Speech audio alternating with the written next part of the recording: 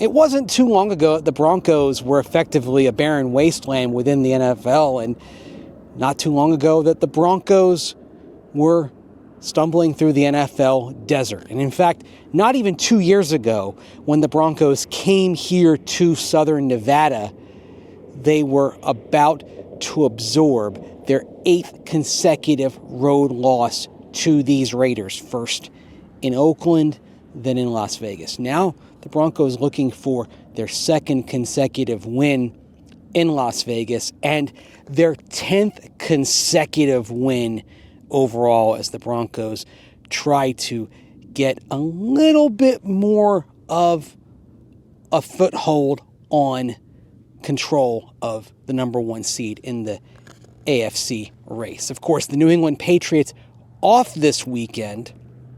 The Broncos head into Sunday with control of their own fate for the number 1 seed. They established that, of course, in recent weeks.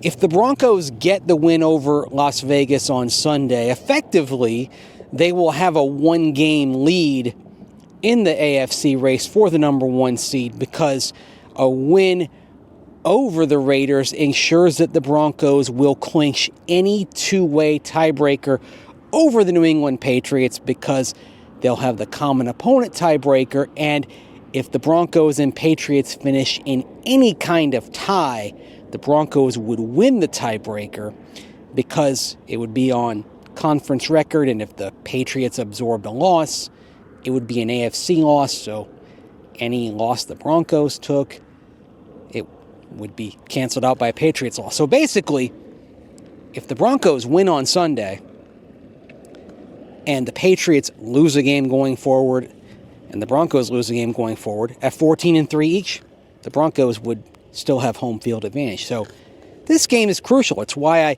mentioned on an earlier edition of Orange and Blue today, this might be the most important game left on the Broncos schedule. So what are the keys to victory? Well, first of all, the Broncos want to rebound from last week's frustrating defensive performance against the Washington Commanders. By some measures, you could say probably the worst defensive performance since back in Week 3 against the Los Angeles Chargers. And Vance Joseph in particular was particularly disappointed about how his defense performed last week against Washington. He's looking for more on Sunday. We played okay, in my opinion. I wasn't totally pleased with our tackling. We missed like 10 tackles for like 45 yards, But the third downs early wasn't very good. We settled down and made some plays, but we can play better, Obviously, after every game we play, we watch the tape and we're honestly, what's good, what's bad. If it's bad, we fix it. If it's good, we celebrate it. So no different there, but we can obviously play better, and we have played better, and I expect us to play better. And in general, one overall sense in the Broncos locker room is they want to come out here to the Las Vegas area and show a little something. They want to show that, hey, while they've been getting wins and they love the fact that they've shown their mettle and their ability to win these close games, and that's something that ought to come in handy as you get further into December and into January, particularly with some tough games coming up here in December, because after this weekend, you've got the Green Bay Packers, who are right there in the mix for the number 1 seed in the NFC, followed by the surging Jacksonville Jaguars, who are competing with the Indianapolis Colts for first place in the AFC South, followed by the Kansas City Chiefs, and then the Los Angeles Chargers. So you've got 4 potentially tough games after this one, and then, of course, any playoff games that you have in January. So the ability to win those clutch games is crucial, and it's probably going to matter going forward. But in that locker room, there's definitely a sense that it would be nice to have a comfortable win and not one by the hair of their chinny chin chin. Listen to Riley Moss.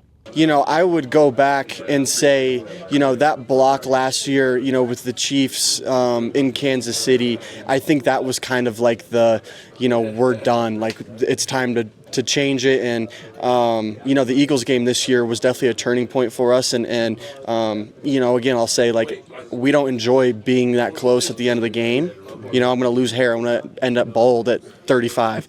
But when we get in that position, we've been in there and we know how to handle it. So the latest chapter in the tale between the Broncos and Raiders, going all the way back to 1960, will be added Sunday at Allegiant Stadium starting at 1:05 Pacific time. You can look for plenty of coverage at denversports.com, and I'll have you covered on all the social media channels. So I'll talk to you on Sunday. Take care.